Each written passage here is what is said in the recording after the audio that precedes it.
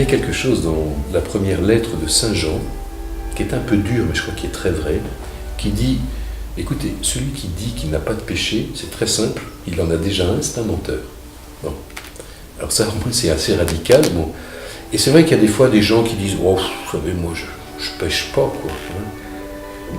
Alors, ça veut pas dire que, voilà, elles n'ont pas attaqué des banques, elles n'ont pas, bien sûr, elles n'ont pas commis de meurtre, etc., etc. Mais peuvent-elles affirmer, moi je suis, waouh, tellement un fils aimant pour Dieu, tellement un frère aimant pour mes frères, tellement en vérité avec moi-même? Non, parce qu'elles ne deviennent elles-mêmes que si Dieu les aide à le devenir. Une action commise est, je pense, irrattrapable. La personne concernée, que ce soit moi ou quelqu'un d'autre, aura forcément ce souvenir, donc ça restera gravé. Les actes ont été posés, ils sont irrécupérables. Mais on peut très bien faire en sorte ensuite de donner, enfin contrebalancer ce mal donné par un plus grand bien. Quand je fais une action, j'essaie toujours de penser qu'est-ce que ça va apporter à moi comme aux autres, pour voir les points négatifs comme les points positifs. Le cœur de l'homme, c'est qu'il est capable d'aller rejoindre la fragilité, et qu'il est capable d'aller se mettre au service de la fragilité et de prendre soin de la vulnérabilité. Je crois que ce qui apporte la vraie joie,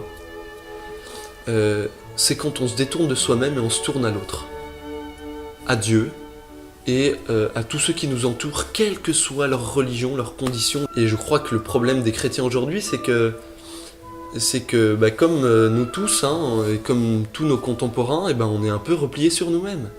Il y a une objectivité, c'est-à-dire que quand Dieu nous dit « tu ne tueras pas, tu ne voleras pas, tu ne commettras pas d'adultère », c'est-à-dire il met des limites à l'agir de l'homme pour lui dire « hors de ça, on est dans le non-respect de l'autre » et que là, on rejoint, je dirais, la sagesse traditionnelle qui est propre, par exemple, qu'on trouve chez Confucius, qu'on trouve chez les stoïciens. Donc il y a un peu un patrimoine commun d'une humanité en recherche de la vérité de l'être humain.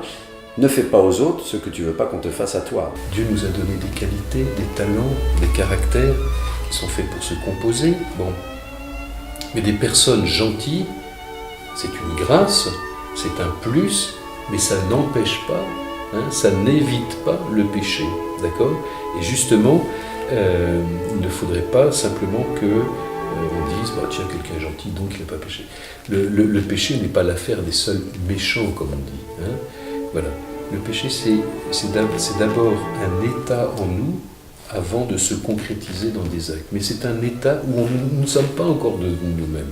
Donc quelqu'un qui dirait « je ne suis pas pécheur », c'est quelqu'un qui prétendrait qu'il est arrivé, qu'il est devenu lui-même, ce qui sur cette terre est nécessairement faux ou incomplet.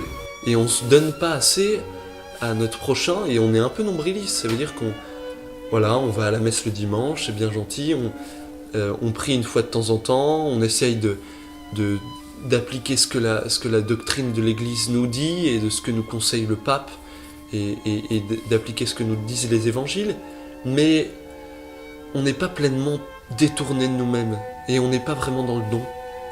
Et je crois que c'est pour ça qu'on n'est pas vraiment dans la joie. Il faut savoir prendre sur soi, travailler sur soi et voir finalement le bon côté des choses pour sortir de ce cercle vicieux, sortir de ce mauvais pas.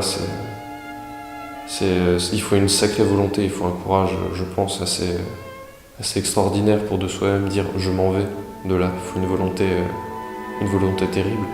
Je crois qu'en tant que chrétien, on n'a pas le droit de se satisfaire d'un petit bonheur et d'un petit don. Et on doit tout donner.